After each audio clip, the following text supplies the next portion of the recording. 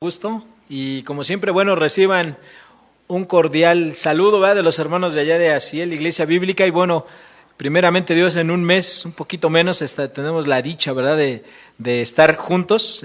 Conocerán a muchos de los hermanos, a varios ya los conocen, que han venido acá a acompañarme, pero los esperamos de verdad con mucho cariño. Espero que todos se puedan anotar para asistir, ¿verdad?, a estas conferencias que vamos a estar trabajando juntamente con nuestro hermano Ulises y probablemente otro pastor. Así es que de verdad les esperamos y va a ser para nosotros un gozo bien grande, pues compartir este tiempo con ustedes.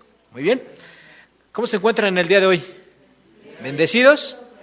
Sí, ¿verdad? Yo creo que el simple hecho de que Dios nos permita despertar, abrir, ¿verdad?, nuestros ojos a un día más, es una gran bendición. Es una bendición que debemos agradecer siempre a Dios, ¿verdad?, que tengamos esa oportunidad de hacerlo. ¿Ustedes saben qué significa la palabra antagonismo? A ver, ya sé que sí, a ver. ¿Quién nos ayuda? ¿Qué es algo antagónico? ¿No? Bueno, la palabra antagonismo o algo antagónico es exactamente lo opuesto. Por ejemplo, si yo les dijera, bueno, ¿qué es lo opuesto de una persona muy alta? Pues, una persona baja. ¿Qué es lo opuesto, verdad, de la luz? La propia Biblia nos dice las tinieblas. ¿Qué es lo opuesto, verdad, a lo lejano? Lo cercano. ¿Qué es lo opuesto al amor? ¿El odio? A ver, por acá dicen que es el odio. Por acá, ¿qué dicen? A ver, hermanos, ¿qué es lo opuesto al amor? El desamor. ¿Y qué será eso de desamor? A ver. Que no haya amor. Lo opuesto al amor es la indiferencia, ¿ok? Eso es lo opuesto. A veces por sentido común, lo que la gente decimos, ¿verdad?, que lo opuesto al amor es el odio, pero no. En realidad lo opuesto al amor es la indiferencia. ¿Por qué? Porque obviamente el odio es un sentimiento, ¿verdad?, que capta la atención precisamente de una persona y lo enfoca, lo proyecta contra otra. Pero ahí está esa atención. En cambio, la indiferencia, es decir, algo no me interesa lo que esa persona haga o deshaga, no me interesa. Entonces, eso realmente es lo opuesto al amor, la indiferencia. Y a veces, tristemente, pues hay mucha indiferencia. Nosotros en la Escritura tenemos un pasaje, ¿verdad?, ahí del buen samaritano. Es un pasaje que todos hemos conocido, que todos hemos leído en alguna ocasión, ¿verdad? ¿Y qué pasaba con este samaritano? Bueno, él fue golpeado, ¿verdad?, asaltado precisamente ahí por un camino y varias personas pasaron. Y obviamente esas personas, ¿qué mostraron hacia él? ¿Amor o indiferencia? Indiferencia. Solamente un hombre samaritano mostró amor hacia él, mostró la misericordia de Dios. ¿Okay?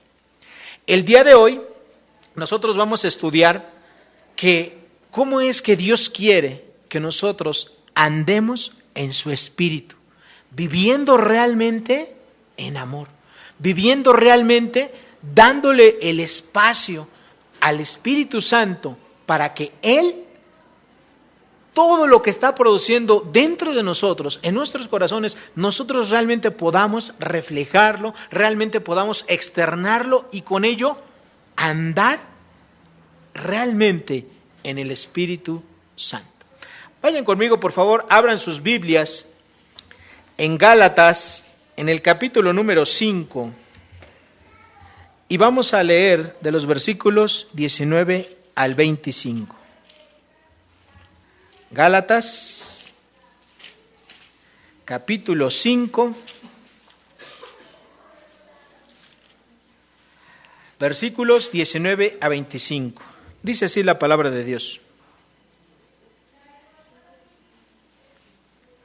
Y manifiestas son las obras de la carne, que son adulterio, fornicación, inmundicia, lascivia, idolatría, hechicerías, enemistades, pleitos, celos, iras, contiendas, disensiones, herejías, envidias, homicidios, borracheras, orgías y cosas semejantes a estas, acerca de las cuales os amonesto, como ya os lo he dicho antes, que los que practican tales cosas no heredarán el reino de Dios.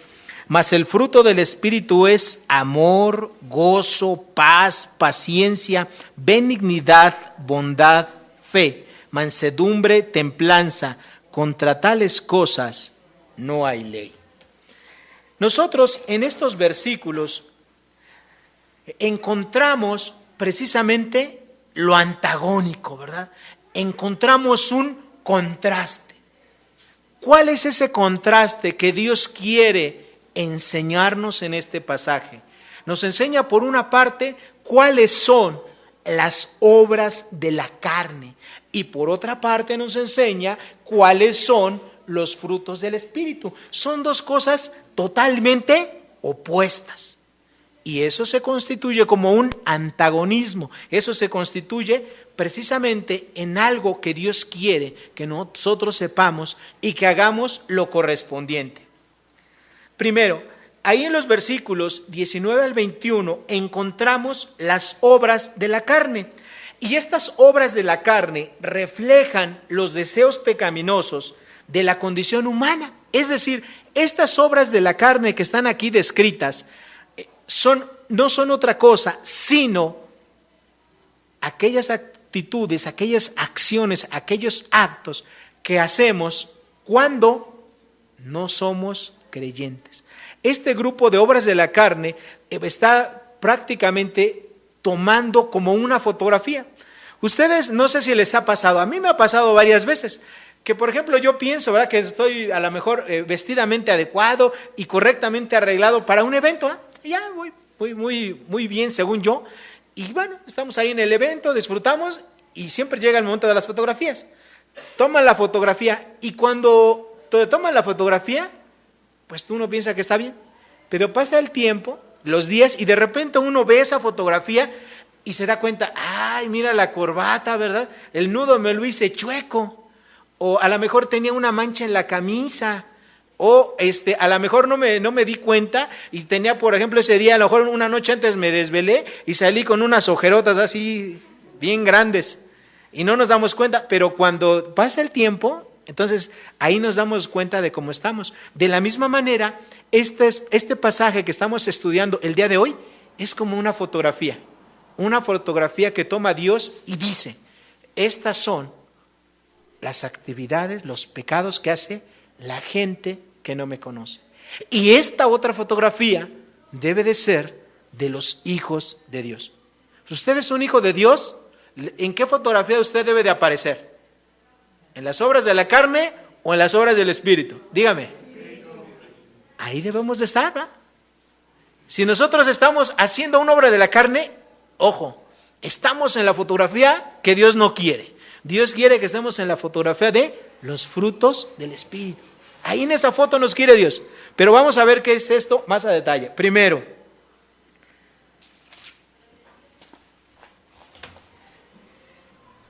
dice así la palabra. Y manifiestas son las obras de la carne, que son adulterio, fornicación, inmundicia, lascivia. Esas 4 tipos de pecado que están aquí mencionados corresponden a una categoría, ¿verdad? Y esa categoría es la categoría de la actividad sexual, pero con una base. Son ilícitas. Todos los que están ahí mencionados, fornicación. ¿Qué es la fornicación? Tradicionalmente nosotros entendemos como fornicación aquella relación, ¿verdad?, que es entre 2 personas solteras que tienen una actividad sexual. Eso es una fornicación. Y obviamente eso es una relación ilícita. Y ojo, yo quiero que usted ponga atención a lo que voy a decir ahorita. La voluntad de Dios, si usted es una persona soltera, es que usted sea santa. Es que usted se guarde de este pecado de fornicación. Y si usted es una persona casada, la voluntad de Dios es que usted le sea fiel a su esposa o a su esposo. Esta es la voluntad de Dios. Entonces, fornicación es una actividad sexual ilícita, ¿verdad? Mientras que el adulterio igual es una actividad sexual ilícita. Y obviamente esa se da cuando una de las personas que está en un adulterio es casado o ambos son casados. Y esos dos tipos de pecados contaminan al hombre.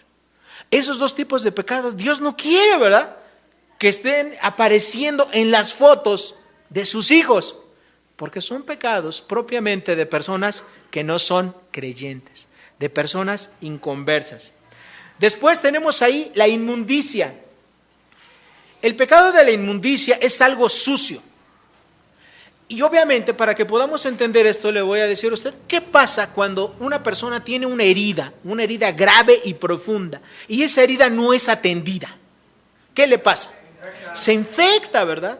Esa herida se va a hacer fea, se va a gangrenar un poco, le va a salir pus, se va a ver horrible. ¿Y qué ocurre normalmente con esa herida?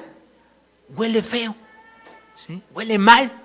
¿Por qué? Porque se está echando a perder una parte de su carne, de materia viva, ¿verdad?, de materia orgánica. Entonces, la palabra inmundicia quiere decir lo que es mal, lo que inmoralmente no es adecuado. Y en este caso, ese pecado de inmundicia habla de pecados sexuales que son inadecuados. ¿Cuál sería un pecado sexual inadecuado de este tipo? Bueno, hay ocasiones cuando un hombre no solamente comete, si vamos a suponer que es un hombre soltero, si ese hombre soltero tiene relación con una mujer igualmente soltera, está fornicando. Pero si lo hace tiene una relación sexual al mismo tiempo con 2 o 3 mujeres, eso es una inmundicia, está agravando el pecado que ya tenía. O a veces una persona que es soltera y tiene relaciones con una mujer, y a veces esa mujer, si tiene una hermana, también tiene relaciones con esa hermana. Y obviamente eso también es una inmundicia, es decir, al mismo pecado que ya es grave de fornicación, le suman un pecado adicional, y eso es algo que Dios considera como una inmundicia. Y en el Antiguo Testamento, esto que yo les acabo de mencionar está perfectamente tipificado por Dios, ¿verdad? De que ningún hombre podía tener una relación con una mujer y al mismo tiempo tener relación con la hermana de esa mujer o con una parienta cercana de esa mujer. Y eso es lo que Dios denomina aquí como una inmundicia. Después de ello, menciona otro pecado, la lascivia. La lascivia es un exceso, una falta de control en las cuestiones sexuales. Y evidentemente hay hombres y mujeres que tristemente padecen, ¿verdad?, de este tipo de lascivias. Por ejemplo, las personas que son solteras y que empezaron a tener una vida sexual desde muy jóvenes, y esa vida sexual fue activa y empezó con un exceso y no hay control y se sigue y se sigue y se sigue, pues al rato esas personas, en el caso de las mujeres, son personas que se conocen como ninfómanas, ¿verdad?, de que necesitan tener una relación sexual más otra, más otra, más otra. Y lo mismo ocurre con los hombres, ¿verdad? O sea, hombres que nunca están satisfechos. Y obviamente eso es una lascivia, es decir, un exceso, una falta de control de las cuestiones sexuales. Y obviamente ese es el primer grupo de pecados que menciona la palabra.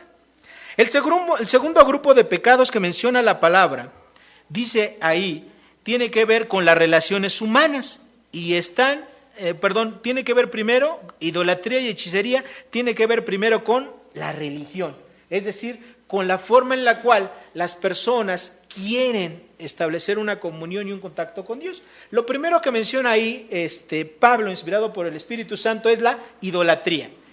¿Qué es la idolatría? La idolatría no es otra cosa que poner en el lugar que solamente le corresponde a Dios cualquier otra cosa.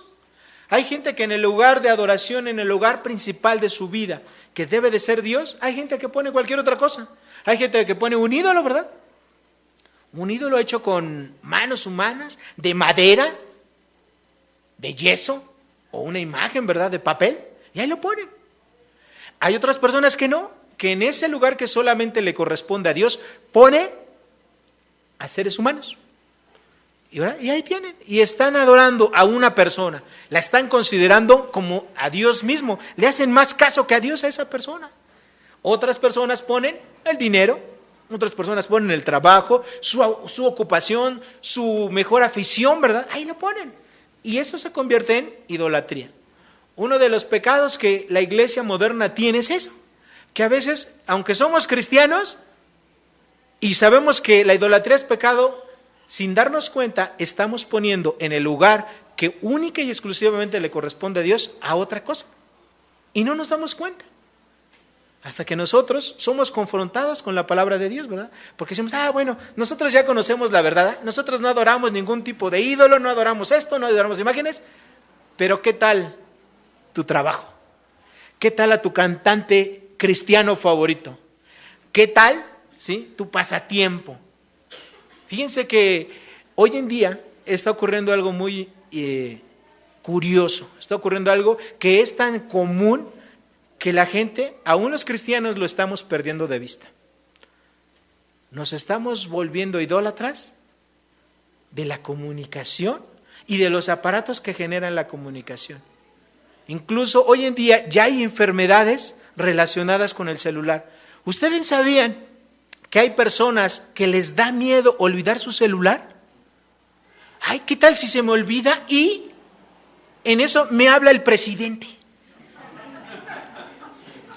Y no voy a estar ahí para contestarle. Hay personas que tienen un temor a que se les vaya a acabar la batería de su celular y se queden incomunicados. Hay personas que tienen miedo de olvidar sus medios de comunicación. Si no me checo ahorita en el Face, a ver cuántos me han escrito, qué fotos han subido, estoy así, con temores. Y eso se está produciendo hoy en día por los medios de comunicación y porque nosotros no le damos el lugar que le corresponde. La tecnología es muy buena, todos los avances que ahorita hay en la tecnología son muy buenos, yo no estoy en contra de ellos, ¿verdad? Pero lo que ocurre es que las personas no le están dando el lugar que se le corresponde. ¿Sabes qué? Sí, yo necesito estar comunicado, ¿cómo no? Cuando tenga un espacio de tal a tal hora, ahí voy a ver quién me escribió. Si fuera algo importante te van a encontrar, ¿no? Si fuera algo trascendental, si la Tierra ya no pudiese girar, ¿verdad? Porque necesitas que tú les digas que gire, te van a encontrar. Pero no es así, ¿verdad? Pero nosotros estamos entrando en esa fobia, ¿ok? Y mucha gente se está haciendo idolatría de esto. Hay gente que está gastando su dinero en traer o en tener los mejores medios de comunicación. Tienen una computadora, tienen la laptop de última generación, lo más moderno, y mala noticia, ¿verdad? En los 2 meses esa ya no sirve, o bueno, sí sirve, ¿verdad? Pero ya hay una nueva. Y, bueno, pues me deshago de esta, aunque pague más, y tengo la nueva. O en el celular, ¿sí? Ya es un celular, lo tienen y luego quieren tener otro y otro y otro, ¿ah? Quieren ir atrasito prácticamente de quien los está inventando, de quien los está haciendo. Y están haciendo de la tecnología, de la comunicación, una especie de idolatría. ¿Sí? Hace rato fue curioso el anuncio, yo nunca lo había escuchado así como el hermano lo dijo, ¿verdad? Dijo, bueno, si Dios te va a hablar, pero no va a usar tu celular, no te va a hacer así, ¿verdad? ¿Verdad que Dios no nos va a hablar por medio del celular así? No, Dios no nos va a hablar así. ¿Cuándo es cuando Dios nos va a hablar? En primer lugar, cuando yo tengo una comunicación real y cercana con Dios, Dios me va a hablar. Segundo, ¿cómo me va a hablar Dios? Principalmente me va a hablar por su palabra. Me va a responder en la oración. Y me va a responder por las circunstancias. Y me va a responder por medio de la iglesia. Esas son las 4 formas por las cuales Dios se va a comunicar. Dios no nos va a mandar ahí un mensaje SMS. ¿Verdad que no nos va a enviar ahí un mensaje? Haz esto. Así es que usted despreocúpese, ¿verdad? Si usted pone su celular en vibración o lo apaga en lo que usted está escuchando el servicio, créame, no le va a pasar absolutamente nada. De veras, no le va a pasar nada. Pero hay gente que pareciera que no. Y entonces estamos haciendo de estas cuestiones, que es la tecnología y aún los medios de comunicación, estamos haciendo un ídolo. Y ahí está. Después dice ahí hechicerías. La palabra hechicerías que nosotros encontramos en la Biblia es la palabra farmaquenia. Y esa palabra farmaquenia suena como a farmacia, ¿va? Pues sí, de ahí viene. Es esa palabra farmaquenia que quiere decir drogas, es decir, sustancias que alteran de una u otra manera nuestro estado físico o mental. Entonces, la hechicería es eso, hermanos. Son sustancias que alteran nuestro estado físico y mental. Y en México, obviamente, sabemos que existen los brujos. Claro que sí sabemos, ¿verdad? Y muchos de esos, ¿cómo funciona? Funciona porque la gente acostumbra ahora sí que a darle brebajes, hierbas, y esas hierbas contienen fármacos, ¿verdad? O contienen drogas que hacen que se altere el estado mental o físico de la gente. ¿Ok? Entonces, esa palabra hechicerías, aún fíjense cómo aquí, en este caso, la epístola de Pablo a los Gálatas se escribió más o menos en el año 56 después de Cristo. Y ya existía, ¿verdad? Hoy es igual. Ustedes entren a un mercado público y les aseguro que no va a faltar un puesto en el cual vendan hierbas, ¿verdad? Y en el cual hagan tipo de brujerías y hechicerías, ¿verdad? Que amarres y desamarres y cosas incorrectas, nosotros lo sabemos, pero ahí están. ¿Ok? Entonces, toda esta cuestión de hechicerías, muchas gracias, de conjuros, de brujería, es algo que también es un grupo de pecados que Dios no quiere que usted esté retratado ahí.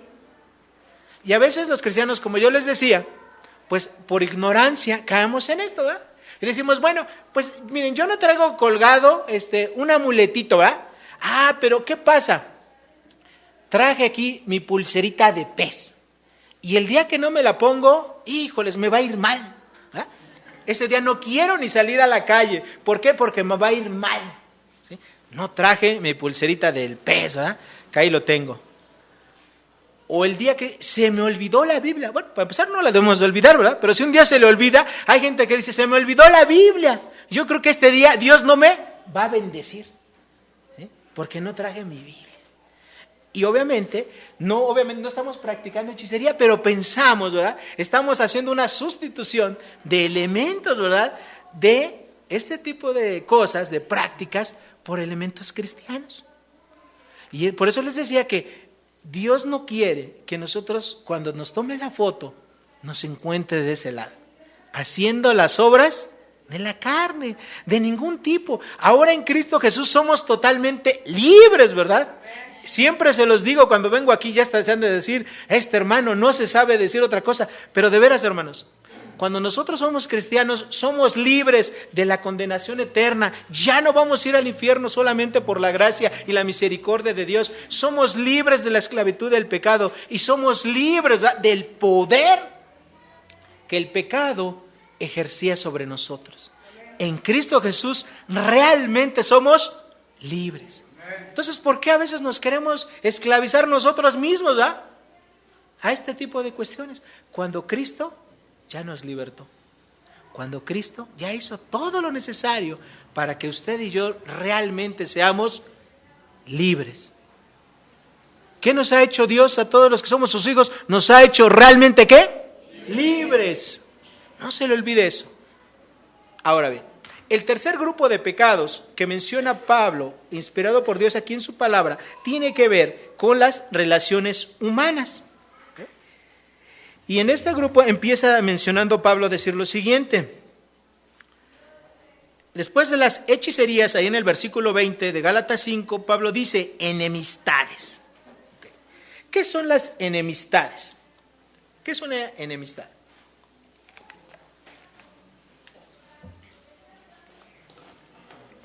No sabemos qué es una enemistad.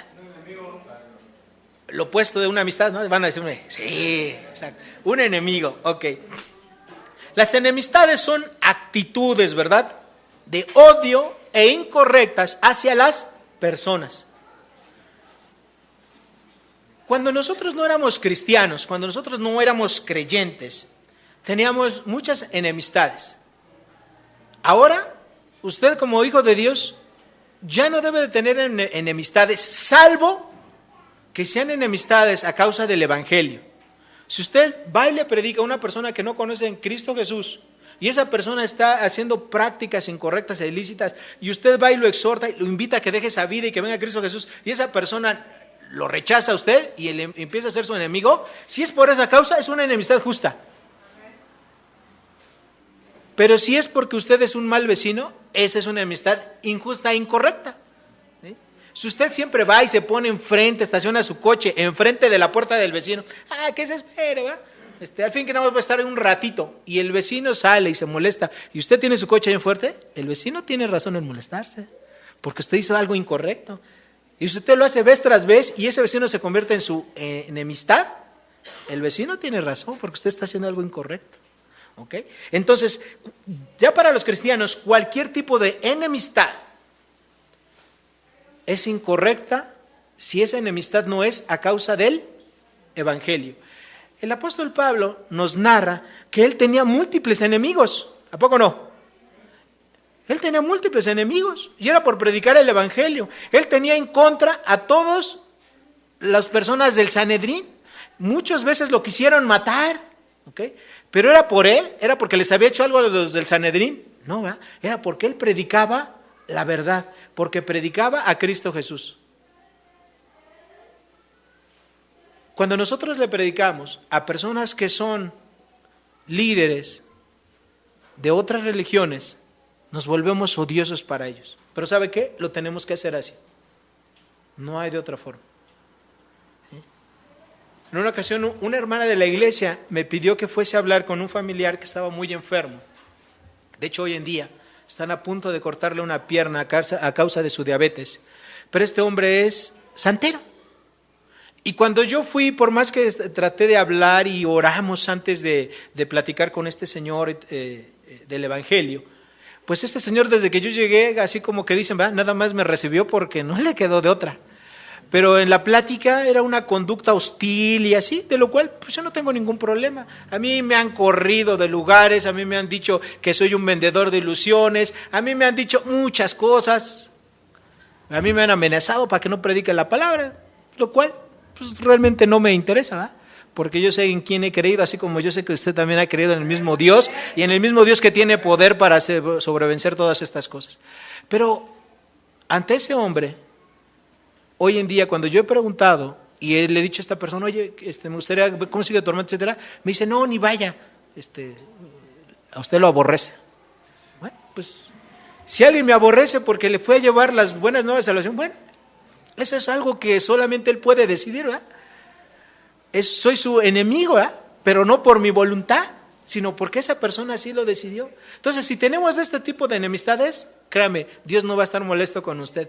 Pero si tenemos enemistades porque somos malos vecinos, porque si no pagamos lo que debemos a la gente, si tenemos enemistades, ¿verdad? Porque somos groseros, porque somos altaneros, porque nos creemos mucho, entonces así, cuidadito, ahí sí, cuidado, porque usted está en la fotografía que no quiere Dios.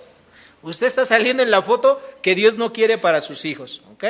Después de ello tenemos los pleitos. ¿Qué son los pleitos? Bueno, los pleitos son peleas o disputas que se tienen cuando hay relación. Miren, yo se los digo, mientras los seres humanos somos seres gregarios, ¿verdad? Es decir, había un hermano que decía, seres gregarios, es decir, somos hijos de Gregorio, gregario quiere decir que nos gusta unirnos, ¿verdad? Que nos gusta estar con los de nuestro propio género, ese es un ser gregario, ¿verdad? Con nuestra familia, con nuestros hijos, etcétera. Y más los mexicanos, ¿verdad? Amamos estar con la familia, ¿verdad? Bueno, por esa misma forma en la cual Dios nos ha hecho, que somos seres gregarios, nosotros en nuestra propia convivencia siempre vamos a tener malos entendidos. Y obviamente, yo se los digo a los hermanos, miren hermanos, caer en un pleito es bien fácil.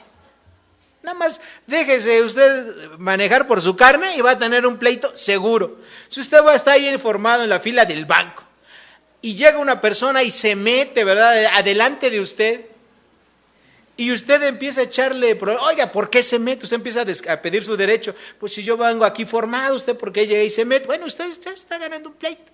Ganarse un pleito es bien fácil. Arreglar lo que pasa de este pleito es lo que a veces es complicado. Por eso, mejor no se metan pleitos, ¿verdad? A veces es mejor, cuando perdemos, ganamos más que cuando ganamos. Es decir, hay que aprender a ceder a veces nuestros derechos y hay que saber cuándo sí vamos a hacer uso del derecho que tenemos. Pero se los aseguro, si a veces cedemos nuestros derechos, nos vamos a ahorrar muchos pleitos. ¿Okay? Pero muchos pleitos.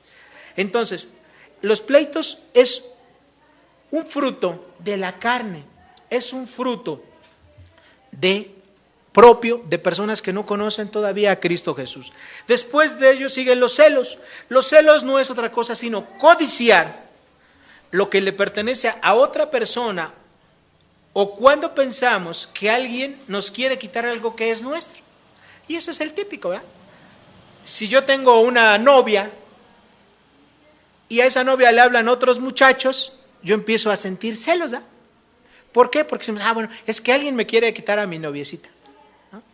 O al revés, o sea, si usted es un hombre casado y un vecino saluda a su esposa en presencia de usted y usted empieza a sentir celos, ¿eh? Bueno, eso es porque es un sentimiento que empieza a ocurrir porque creemos, ¿verdad?, que alguien nos quiere quitar, entre comillas, lo que nos pertenece. Esos son los celos.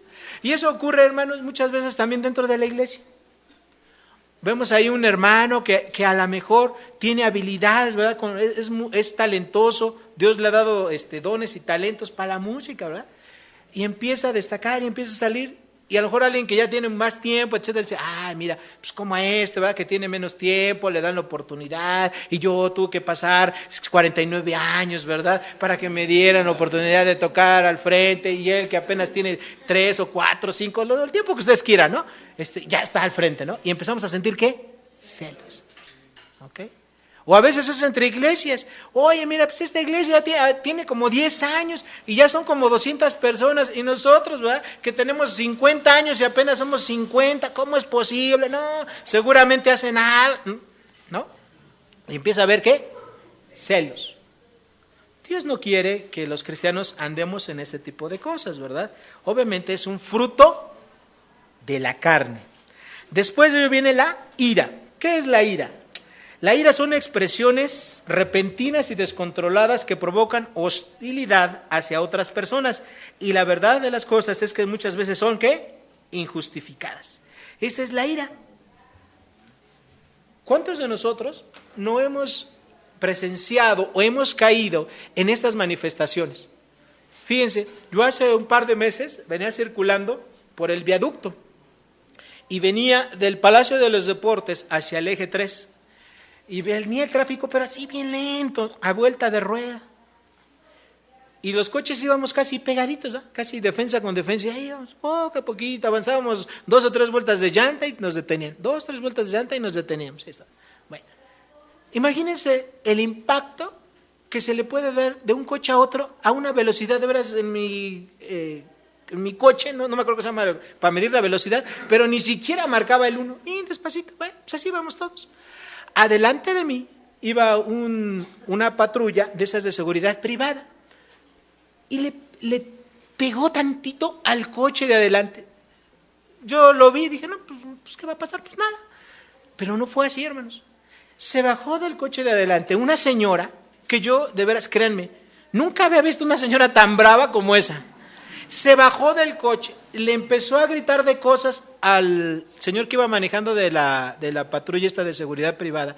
Le empezó a decir que por qué no se fijaba, que no sé qué, bájate si eres tan hombre, y le empezó a azotar la puerta y le empezó a pegar. Entonces dije, ¿qué está pasando, no? O sea, si alguien me lo hubiera platicado, no lo hubiera creído, pero yo lo estaba viendo. Y dije, y tan solo porque apenas y le tocó su coche. De veras, créanme, hermanos, una velocidad así, no le pasó absolutamente nada a su coche. Pero es una persona que, como dice aquí, estalló en ira. Fue una expresión repentina y descontrolada de ira. Y a veces así nos pasa. ¿Sí? A la más mínima provocación, nos encendemos. Dice un hermano de la iglesia, eres de mecha corta, ¿verdad? Porque dice que a lo más pequeñito, ya te estás encendiendo, ya estás explotando. La ira, estas expresiones, igual, no son correctas, no son propias, no son adecuadas de un hijo de Dios. Imagínense que Dios tomara la foto en este momento. La tomara. ¿Cómo saldría usted en esa foto? ¿Cómo saldría usted en esa foto? Y después de eso Dios dijera, bueno, pues vamos a aprovechar la tecnología que yo he creado. Pónganme, súbanmela al Facebook. Y ahí saliera usted en el video. ¿Le daría pena? ¿Le daría vergüenza? Y además, para hacerla un poquito más grande y amarillista. Y usted traía su playera aquí, ¿verdad? Que decía, soy de Cristo. Sí, bien grandota, así. Amarilla con letras negras. Soy de Cristo. ¿Qué diría usted? Que usted hubiera... ¿qué? Le daría pena, ¿verdad? Nos daría vergüenza. Pues nos podemos ahorrar esa pena y esa vergüenza si dejamos que Dios sea el que nos controle, si dejamos que el Espíritu Santo sea quien nos controle.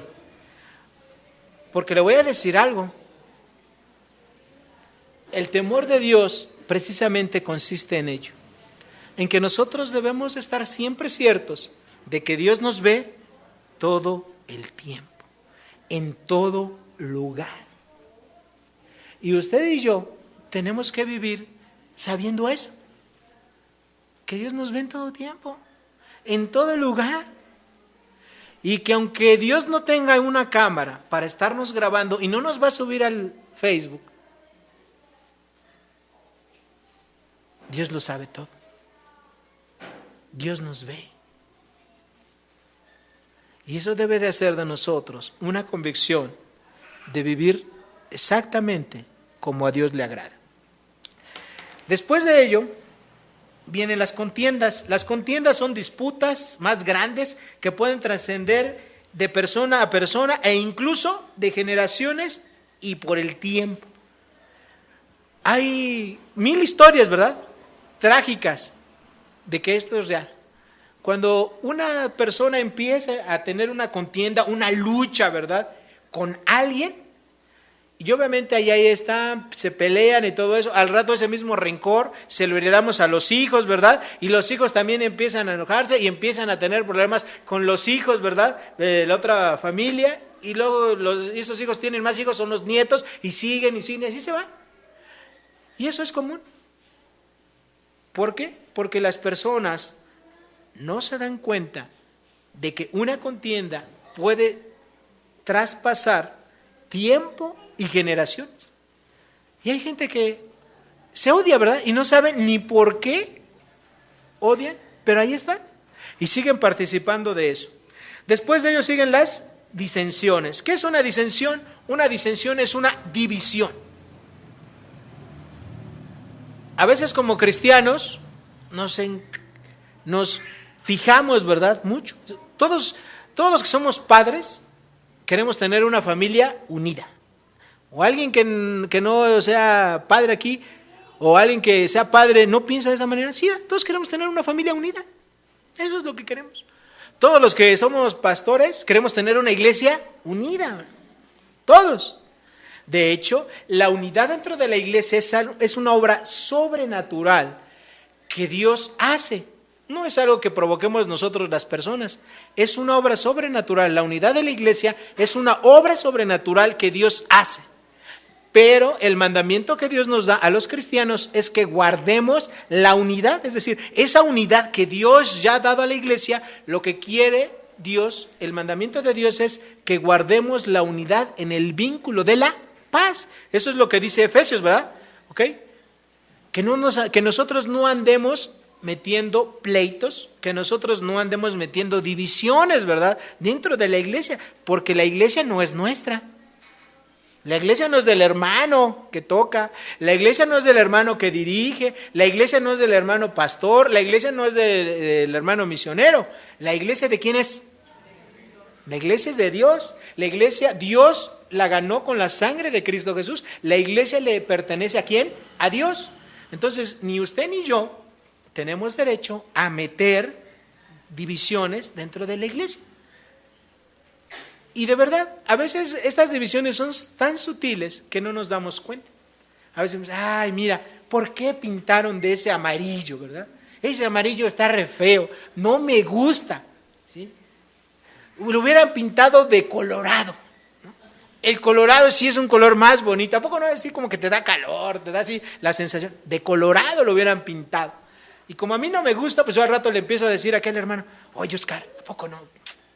Esta pared hubiera quedado mejor de colorado. Y Oscar, pues si es mi cuate, ¿eh? Sí, Oscar, no, pues sí, tienes razón.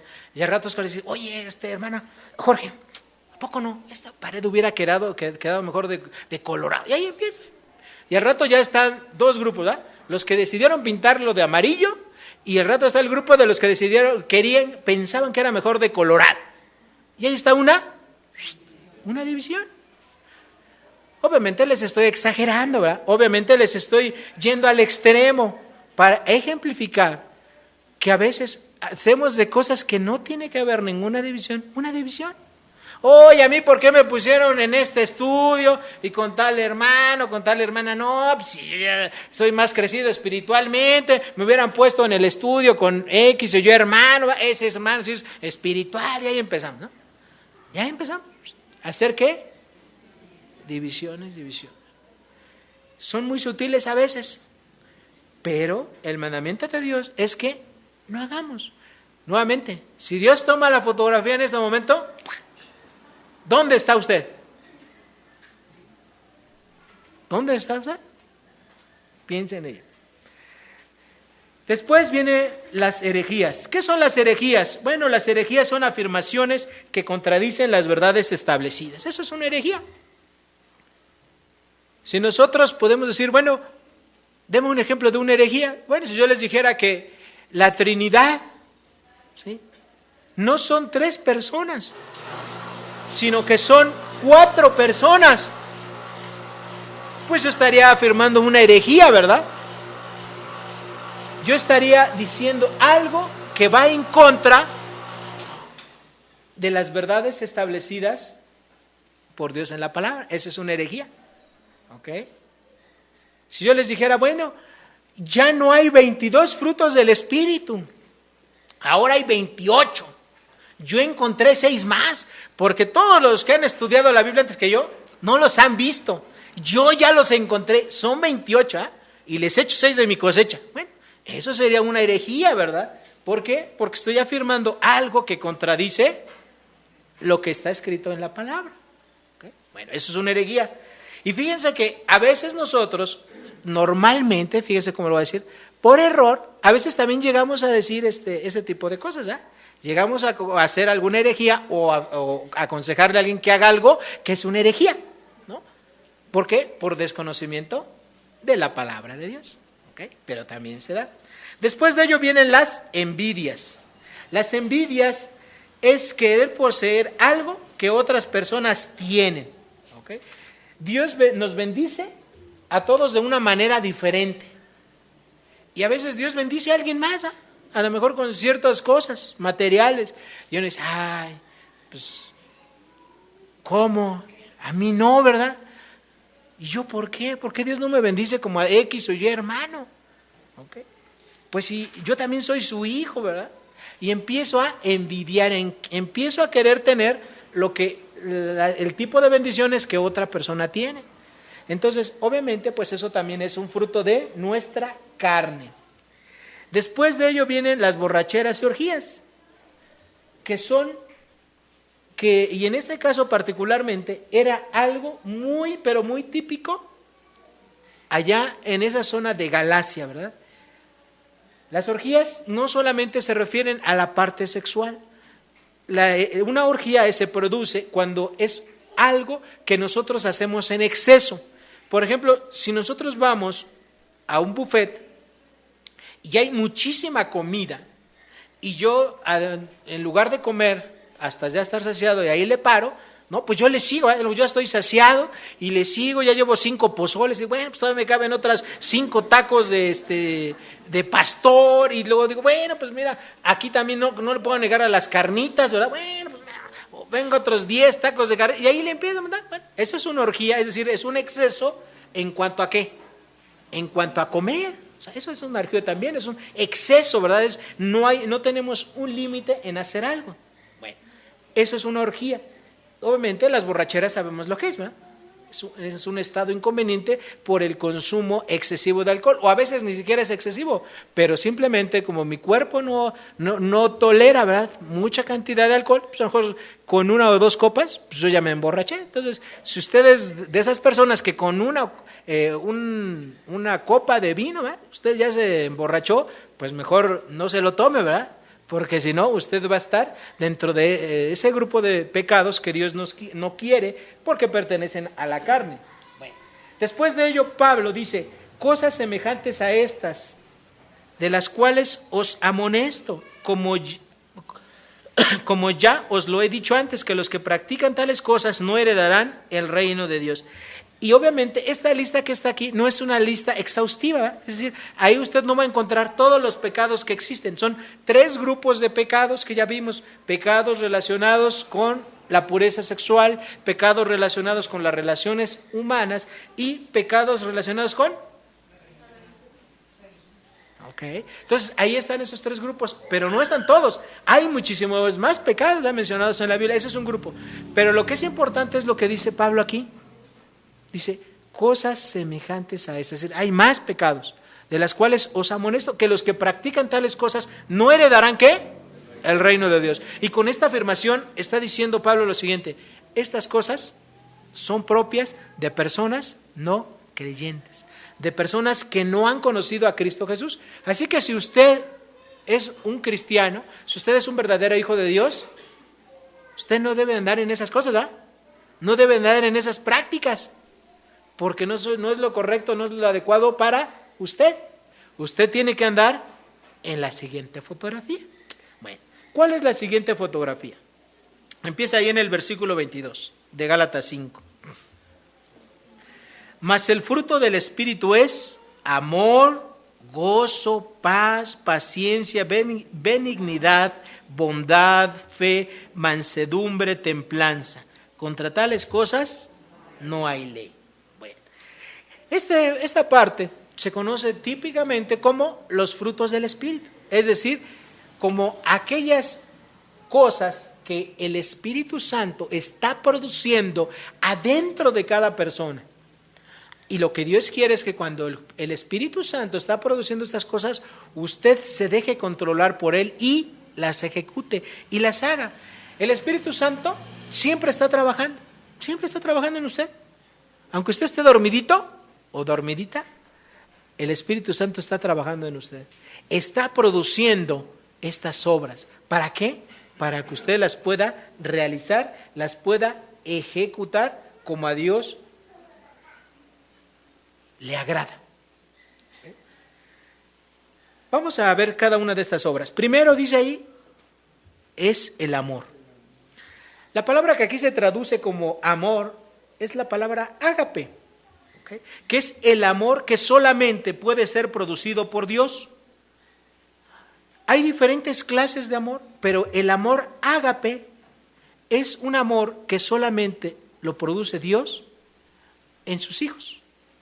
Es un amor divino, es un amor, Romanos 5:8, vayan conmigo por favor.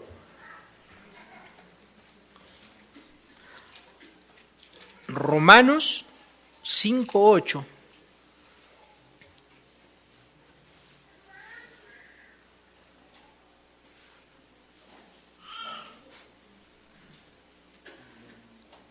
Dice así la palabra: mas Dios muestra su ágape, es decir, su amor para con nosotros, en que siendo aún pecadores, Cristo murió por nosotros. Ese amor solo es un amor de origen divino. Es un amor que proviene de Dios y es un amor que Dios lo puso en el corazón de usted y en el corazón de cada creyente verdadero. Para los que toman notas, en Gálatas 5:14, Romanos 13:10 y Mateo 22:38, habla exactamente acerca de ese amor. Es un amor supremo, ¿verdad? Es un amor que solamente su origen está en Dios. Ahora bien, no es el único tipo de amor que existe. Nosotros los seres humanos, por el simple hecho de ser seres humanos, tenemos otro amor, ¿verdad?, hacia las personas. Ese amor se conoce como amor filios, es decir, amamos a nuestros semejantes, ¿verdad? Eso es lo natural, amar a nuestros semejantes por el hecho de ser del mismo género, de la misma especie. Okay. Hay otro tipo de amor, el amor eros, ¿verdad? Que es el amor propio que un hombre siente por una mujer y de una mujer que siente por un hombre. Es un amor sexual y es un amor también, ¿verdad? Natural. Yo por el hecho de ser hombre, Dios me ha constituido físicamente de tal manera que mi afecto natural obviamente va a ser hacia una mujer. Okay. Aunque hoy en día las leyes y la sociedad nos digan lo contrario, que es normal y natural, ¿verdad? Que haya homosexualismo y que los hombres quieran a los hombres y las mujeres a las mujeres. Eso es incorrecto, ¿verdad? Delante de Dios solamente hay dos sexos, no hay más. Y lo natural es ello, ¿verdad? Que un hombre sienta atracción por una mujer y una mujer por un hombre. Todo lo demás, hermanos, de verdad se los digo, son puras pamplinas. ¿Okay? Que los hombres a lo largo del tiempo, por sus propias vamos a llamarle así, ¿verdad? Porque ellos mismos tienen cierta forma, cierta naturaleza y quieren, ¿verdad?, aprobar lo que Dios no aprueba. ¿Ok? Pero nada más hay de eso. Bueno, ese es el otro tipo de amor que existe, ¿verdad? Pero el amor que está mencionado aquí en Gálatas es el amor ágape, el amor que solamente proviene de Dios y es el amor que nos lleva a actuar como Dios actúa.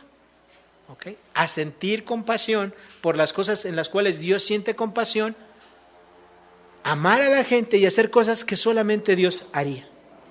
¿Okay? Cuando estamos nosotros hablando del Evangelio a las personas que no conocen a Dios, normalmente siempre hablamos de esto, ¿va? De que Dios entregó a su Hijo Jesucristo para que muriera en lugar que solo a usted y a mí me correspondía. Eso es el amor ágape, ¿verdad? O sea, es una muestra del amor que solamente Dios pudo hacer. ¿Usted daría a su hijo para que otra persona se salvase?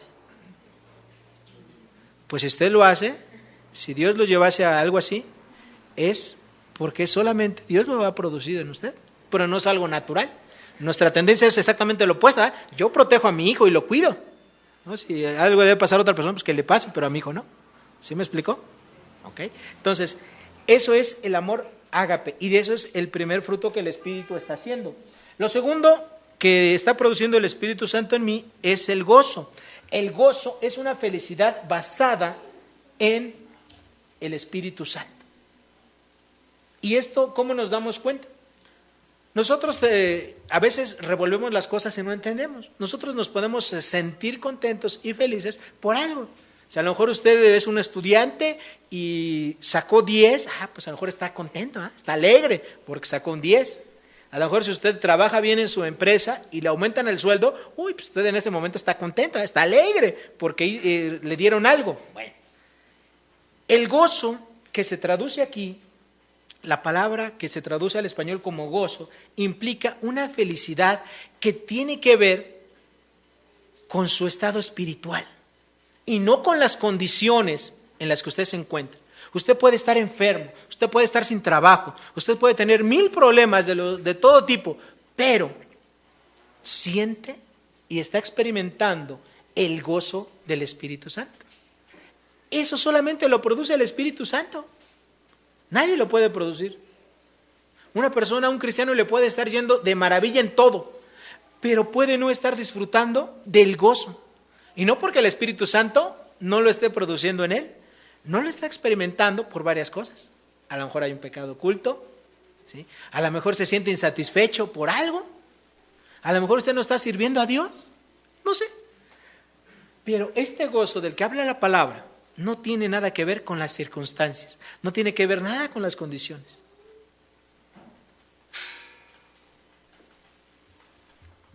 Una persona que es creyente y está en plena comunión con Dios, aunque no tenga nada, va a estar con gozo. Va a alabar a Dios, lo va a glorificar. Y si ustedes piensan que eso es imposible, recuerden a alguien, a un solo personaje de la Biblia, a Job, ¿verdad? Solamente a este hombre. Job era un hombre rico, ¿verdad? Tenía muchas propiedades, tenía ganados, tenía siervos, tenía familia, tenía todo. ¿Y perdió qué? Todo. y nunca blasfemó el nombre de Dios, sino el que dijo, Dios dio, Dios quitó, su nombre sea ¿qué? Alabado, glorificado. Así tenemos que ser nosotros, hermanos. Ese gozo es algo que solamente el Espíritu Santo lo va a producir. Olvídese, ¿verdad? Si usted tiene trabajo, si no tiene, si está enfermo, si está sano, que esté como esté, el Espíritu Santo está produciendo ese gozo. Si usted está en plena comunión con Dios, usted va a experimentar ese gozo. Después, paz. La paz es la tranquilidad de nuestra alma y es el resultado que tiene que haber de un evento. Un evento que ya ocurrió en el pasado. ¿Cuál es? Cuando nosotros estábamos alejados de Dios, cuando nosotros no éramos creyentes, había una enemistad. Usted y yo estábamos peleados con Dios, ¿va? A causa de nuestro pecado. Pero cuando creímos el Evangelio, así lo dice la palabra, el Evangelio de nuestra paz, ¿qué hubo? Una cercanía a Dios. Ya no hay enemistad más con Dios, vamos camino al cielo. Entonces, esa paz es el resultado, es esa tranquilidad que sabemos que ahora experimentamos la salvación si somos verdaderos creyentes, si somos verdaderos cristianos. Y lo mismo, esa paz no debe de tener nada que ver con las circunstancias actuales. Usted debe de vivir tranquilo, sea como sean las situaciones. Que está muy fuerte la situación, la crisis económica, yo tengo que estar tranquilo. Me va muy bien en los negocios, yo tengo que estar tranquilo. Estoy gozando de salud, debo de estar tranquilo. Estoy bien enfermo, me diagnosticaron una enfermedad crónica que a lo mejor me dicen los doctores en 6 meses usted va a morir. Pues yo debo estar tranquilo, ¿por qué? Porque yo sé cuál va a ser mi destino eterno. Yo sé que para mí, estando aquí en este cuerpo, padezco, pero yo sé que una vez que ya no esté en este cuerpo, va a ser puro gozo con el Señor. Entonces, esa es una paz, es algo que usted debe de saber primero por ese hecho histórico que ya ocurrió. Y segundo, porque el Espíritu Santo lo está produciendo día con día y con día. ¿Okay? Después viene la paciencia. La paciencia es la tolerancia para aceptar las circunstancias u ofensas hacia nosotros. Eso es la paciencia. Es la tolerancia para aceptar las cosas, situaciones que son adversas a nosotros, inclusive ofensas o heridas. Nosotros a veces no tenemos mucha paciencia que digamos, pero el Espíritu Santo la está produciendo en cada uno de nosotros. Es un fruto, no depende de usted. No depende de mí, depende que el Espíritu Santo lo está produciendo, lo está haciendo. Y si usted se deja controlar por él, entonces ahora sí, ese fruto va a salir. Ser pacientes es algo que es complicado. Y si no, pregúntenle a unos padres que recién tienen a un hijo. Por ejemplo, cuando el niño está recién nacido, está chiquito en sus primeras semanas o meses, ¿qué es lo que normalmente hace el niño? ¿Le decimos duérmete y el niño se duerme? No, ¿verdad? Pues no se quiere dormir, ¿sí? Y llora. Y a veces no sabemos por qué llora, ¿verdad? Ya le cambiamos el pañal, ya le dimos la leche, ya lo revisamos y no tiene ninguna picadura de un mosquito, no, nada, ¿sí? Entonces, ¿por qué llora? Pues no sabemos por qué llora, pero ya son las 2 de la mañana y yo ya tengo un sueño y no tengo la paciencia, ya me enojé. Y acaban diciéndole los papás a la mamá, ve a tu hijo, ¿no? Así le dicen, ahora sí es tu hijo, ve a tu hijo, ¿no? Y se lo queremos dar como pase de americano, ¿eh? Cuando en realidad la paciencia es nuevamente un fruto. Dios lo está produciendo en usted y lo está produciendo en mí. Lo correcto y adecuado es que yo me deje controlar por el Espíritu Santo en esos momentos y ejerza la paciencia. Después de ello viene la benignidad. La benignidad es una consideración buena hacia los demás. Dios es bueno. De hecho, nosotros lo decimos muchas veces. Dios es bueno, Dios es benigno. ¿Okay? Dios es benevolente. Y esa benevolencia de Dios lo manifiesta de muchas maneras. Una de ellas es en la salvación. Dios no quiere que ninguno perezca, ¿va? Sino que todos los hombres sean salvos y vengan al conocimiento de la verdad. Dios muchas veces por su misericordia, por su benignidad, no deja que la gente coseche lo que sembró. Y a veces eso también es para los cristianos. ¿Sí? ¿Pero por qué? Por la benignidad de Dios. Y esa benignidad, esa bondad, también el Espíritu Santo la está produciendo en cada uno de nosotros. En usted y en mí. Lo único que hace falta es que yo sea obediente cuando Dios quiera que yo haga algo por la gente.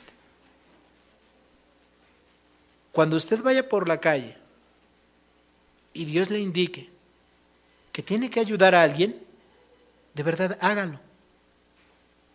Hágalo. Porque Dios se lo está diciendo.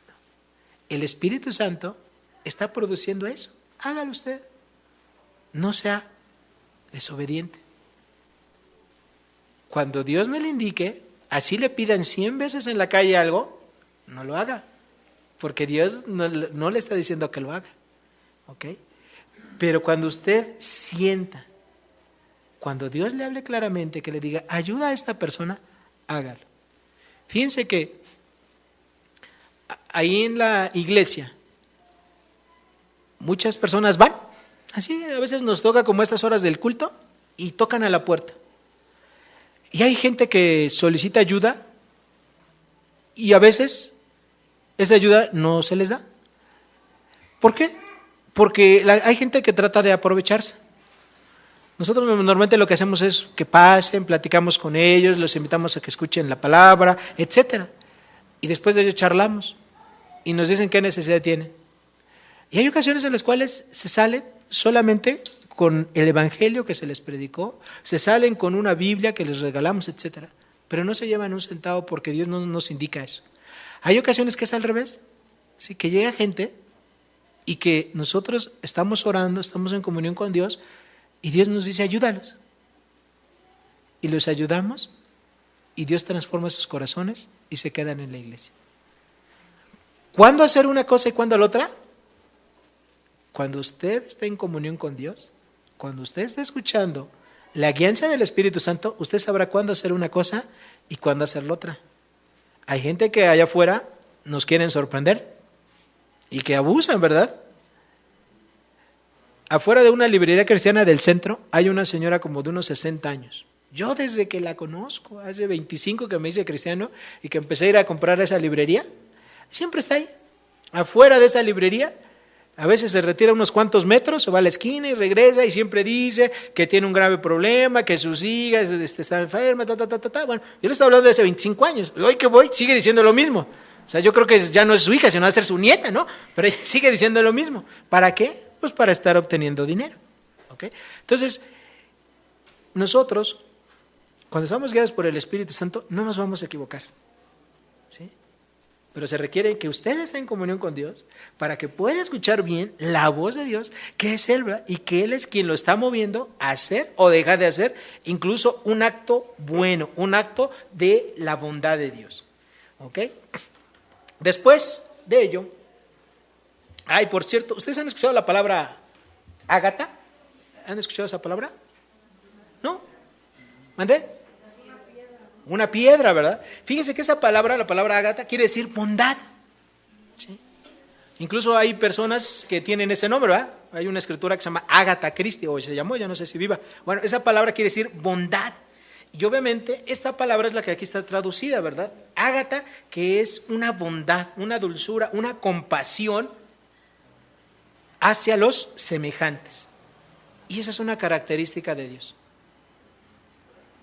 que Dios quiere que nosotros reflejemos cuando Él la está produciendo en cada uno de nosotros. ¿Ustedes están de acuerdo conmigo en que Dios es bondadoso? Sí, ¿verdad? Dios es bondadoso. Dios es bueno con todos y cada uno de nosotros. Si me dijeran, deme un ejemplo de eso, hay muchos. Uno de ellos que se me ocurre así rápidamente es José. José, el esposo de María, era un hombre bondadoso. Fíjense, él cuando estaba ya desposado con María, ¿verdad? Ya se tenía que casar en menos de un año. Y pues su desposada, María, está embarazada. Dice la palabra, ¿verdad?, que él no quiso difamarla. Y ahí, y en lo secreto, dijo, no, pues sí, me caso con ella. Es un acto bondadoso. O sea, es un acto que nos habla del corazón que tenía este hombre. ¿Okay? Nuevamente, si Dios tomara la foto en este momento, ¿qué actos bondadosos te encontraría?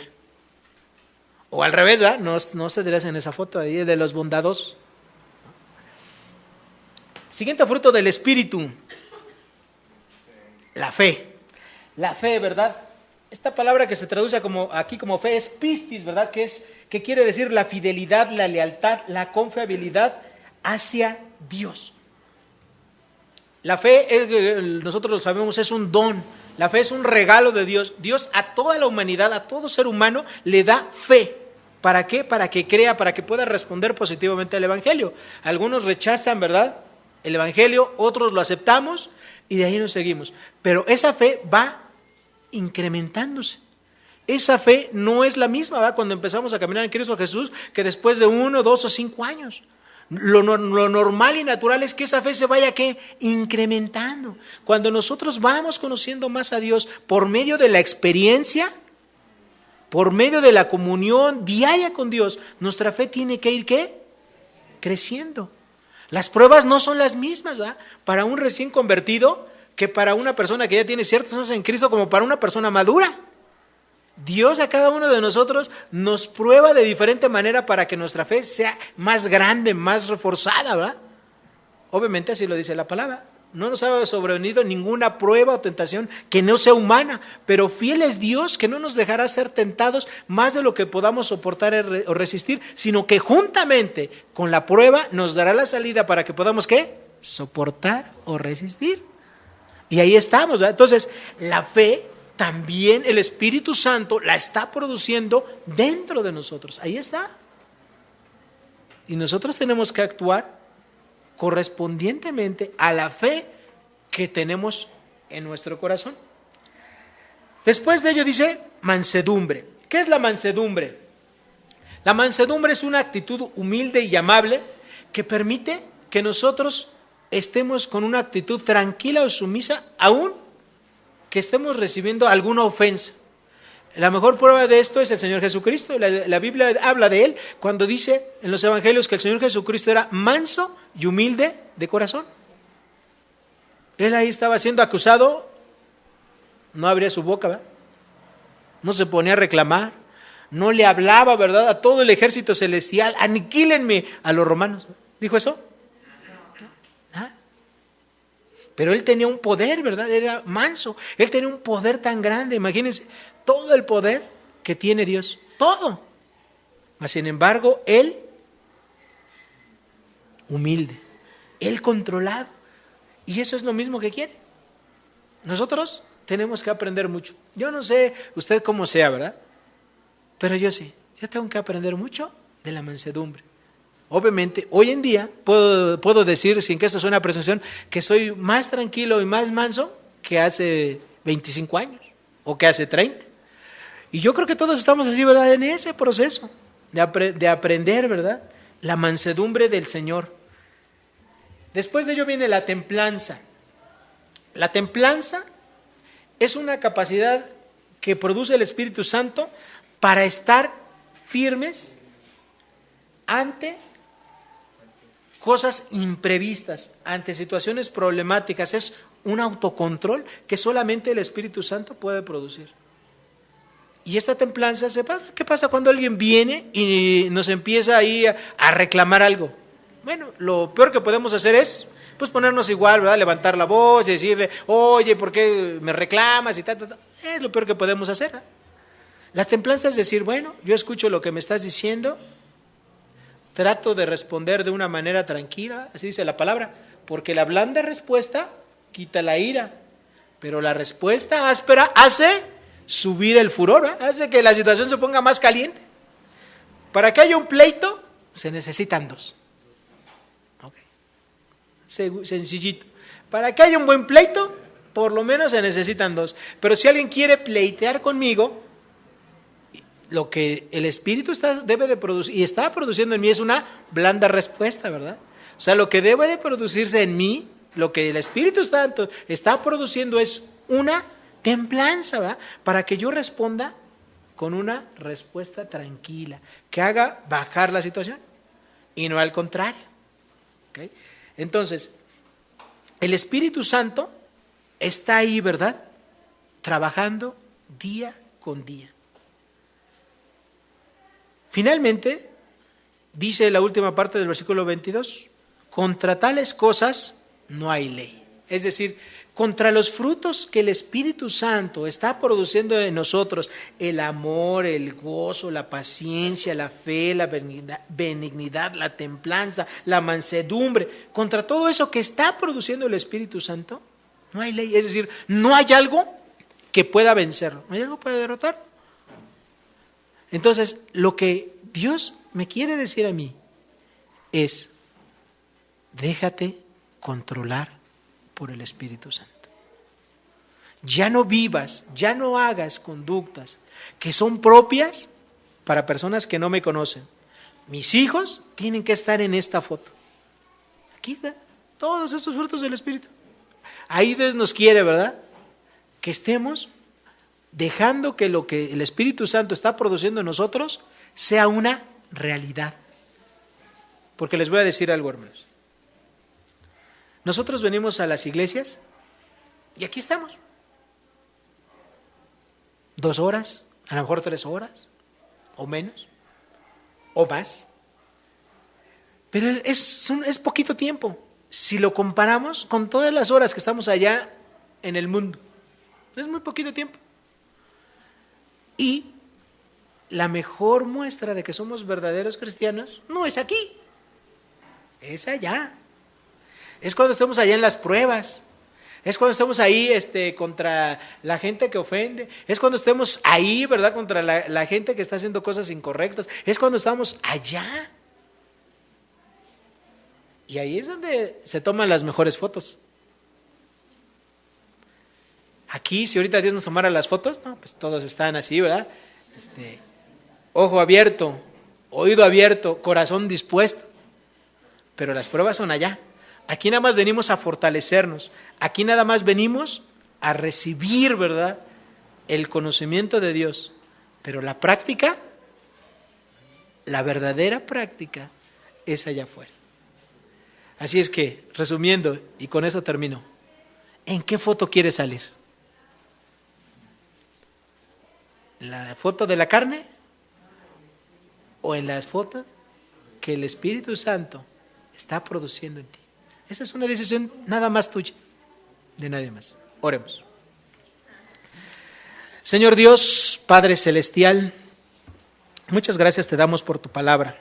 Gracias, Señor, porque tu palabra es libre, Señor, de cualquier error. Es libre, Señor, de cualquier imprecisión.